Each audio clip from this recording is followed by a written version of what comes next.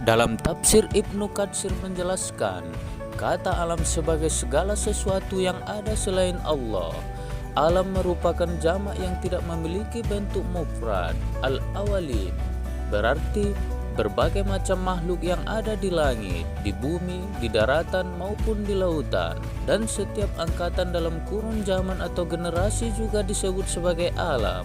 Menurut Ibnu Katsir sendiri, kata alam berasal dari kata alama atau tanda, karena alam merupakan bukti yang menunjukkan adanya pencipta serta keesaannya. Menurut para ulama, alam didefinisikan sebagai segala sesuatu selain dari Allah Subhanahu wa taala.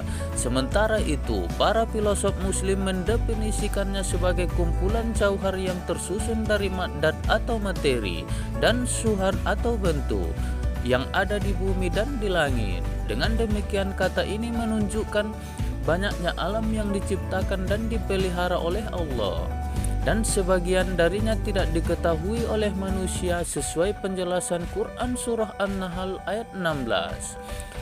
Mengutip pendapat Ikhwan As-Safa, alam universe adalah all the spiritual and material beings who populate the immensity of the skies, who constitute the rising of multiple ways extends to the spirits, the star, the elements, their products and to man. Semua wujud spiritual maupun material yang menghuni keluasan langit, yang membentuk kekuasaan yang seberagam meliputi lapisan-lapisan langit, bintang-bintang, elemen dasar, produknya hingga manusia. Lebih lanjut, ia menjelaskan bahwa alam tersebut sering disebut sebagai kota atau city atau makhluk atau animal. Akan tetapi selalu berbeda dari kesatuan ilahiyah, define unity terkait Tuhan dengan eksistensinya atau wujud, keabadiannya atau bako, keparipurnaannya atau tamam, dan kesempurnaannya atau kamal. Secara semantik, dalam pandangan Islam terdapat kaitan konseptual antara ilmu, alam, dan Allah sebagai Al-Khaliq. Kata ilmu yang berasal dari akar kata alima mengandung makna alama yang berarti petunjuk arah. Rosenthal mengakui hal tersebut bahwa konsep umum ilmu atau ilmi berhasil berkembang dari proses konkret yang berkenaan dengan tanda jalan atau waysign. Al-Raghib Al-Asfahani menjelaskan bahwa alam adalah al-absar allazi ya'lamu bihi as-syai', sejak yang dengannya sesuatu menjadi diketahui.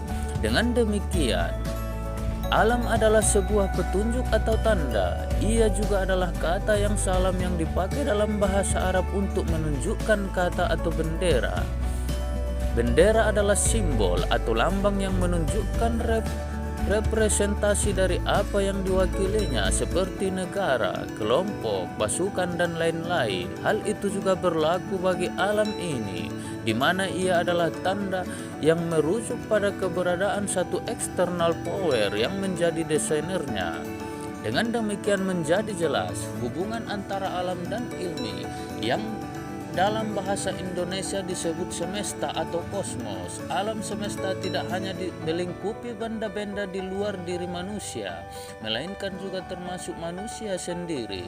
Dalam Islam dikenal istilah alam as-sagir atau mikrokosmos dan alam al-kabir atau mikrokosmos.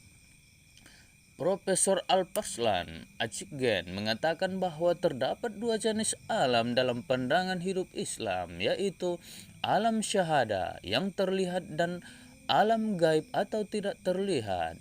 Pembagian seperti ini sering diungkapkan dalam Al-Quran untuk menegaskan eksistensi kedua alam ini. Di antaranya bisa dilihat di Quran Surat Al-Zumar ayat 46, Al-Mu'min ayat 92, Al-Hasyr ayat 22, dan At-Taubah ayat 105. Alam syahada atau alam materi atau tabi'i adalah segala sesuatu yang dapat dipersepsi oleh indera seperti manusia, hewan, tumbuhan, air, dan benda mati lainnya, serta keseluruhan langit dan bumi. Alam ini diketahui lewat pengamatan dan penyelidikannya manusia dengan menggunakan saran akal dan panca inderanya. Adapun alam jenis kedua adalah alam yang berada di luar kemampuan panca indera untuk mempersepsikannya, seperti malaikat, jin, setan, iblis, surga, neraka, dan lain-lain. Tidak ada yang mengetahuinya kecuali Allah Subhanahu wa Ta'ala sendiri. Tidak ada perintah Allah untuk menyelidiki alam ini secara langsung, sebab keberadaannya hanya mutlak diketahui lewat wahyu. Penolakan atasnya adalah bentuk pengingkaran yang berakibat pada rubuhnya sistem iman dan agama Islam yang dianut seseorang. Kedua alam ini meski berbeda, namun tidaklah terpisah. Keduanya terhubung sangat erat satu dengan yang lain.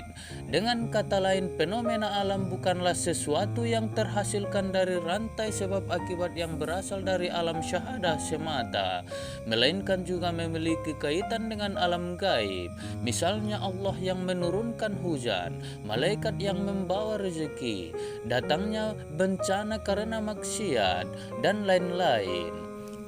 Hal tersebut menunjukkan bagaimana dunia syahadat tidak lepas dari aspek dunia gaib sebagai landasan bagi falsafah pendidikan Islam.